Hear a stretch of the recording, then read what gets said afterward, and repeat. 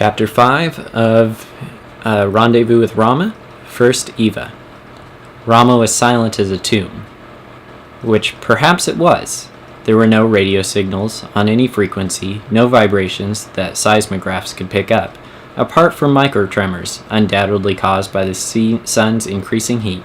No electrical currents, no radioactivity. It was almost ominously quiet. One might have expected that even an asteroid would be noisier. What did we expect?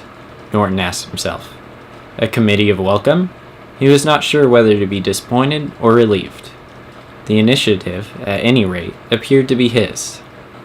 His orders were to wait for 24 hours, then go out and explore. Nobody slept much for that first day, except the crew members not on their duty spent time. Even the crew members not on duty spent their time monitoring the ineffectually probing instruments or simply looking at the observation points at the starkly geometrical landscape. Is this world alive? They asked themselves over and over again. Is it dead? Or is it merely sleeping?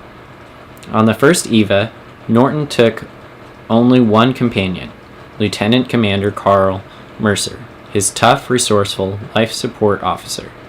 He had no intention of getting out of sight of the ship, and if there was any trouble, it was unlikely that a larger party would be safer. As a precaution, however, he had 2 more crew members already suited up, standing by the airlock. A few grams of weight that Rama's combined gravitational and centrifugal fields gave them were neither help nor hindrance. They had to rely entirely on the jets.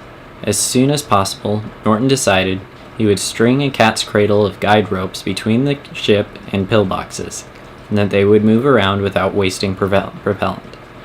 The nearest pillbox was only 10 meters from the airlock, and Norton's first concern was to check the contact had caused no damage to the ship. Endeavor's hull was resting against the curved wall with the thrust of several tons, but the pressure was evenly distributed. Reassured, he began to drift around the circular structure, trying to determine its purpose.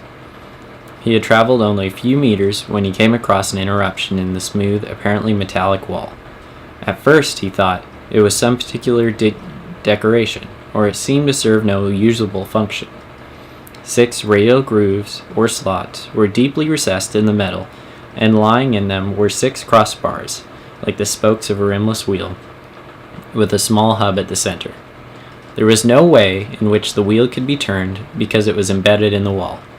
Then he noticed, with a growing excitement, there were deeper recesses at the ends of the spokes, nicely shaped to accept the clutching hand, claw, tentacle. Ah! If one stood so, bracing against the wall, he pulled the spokes so.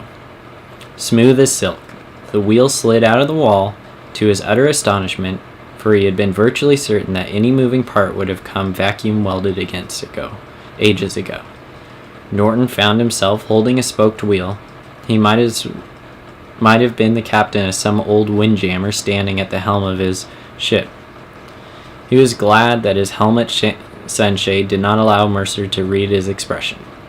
He was startled, but also angry with himself. Perhaps he had already made his first mistake. Were alarms now sounding inside of Rama? And had his thoughts and actions already triggered some implacable mechanism?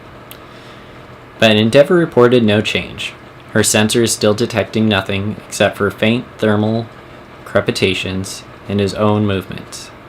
Well, Skipper, are you going to turn it? Norton thought once more of his instructions. Use your own discretion, but proceed with caution. If he checked every single move with mission control, he would never get anywhere. What's your diagnosis, Carl? He asked. It's obviously manual control for an airlock, probably emergency backup system, in case of power failure. I can't imagine any technology, however advanced, that wouldn't take such precautions.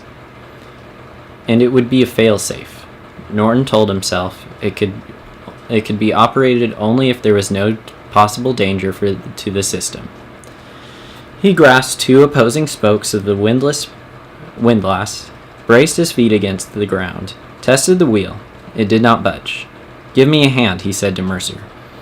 Each took a spoke, exerting their utmost strength. They were unable to produce the slightest movement. Of course, there was no reason to suppose that clocks and corkscrews on Rama turned the same direction as they did on Earth. "Let's try the other way," suggested Mercer. This time, there was no resistance. The wheel rotated almost effortlessly through a full circle, then very smoothly. It took up the load.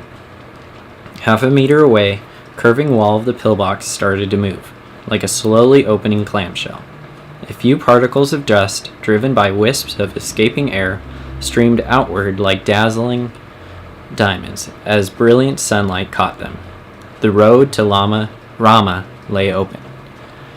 And that was episode 5. Chapter 5.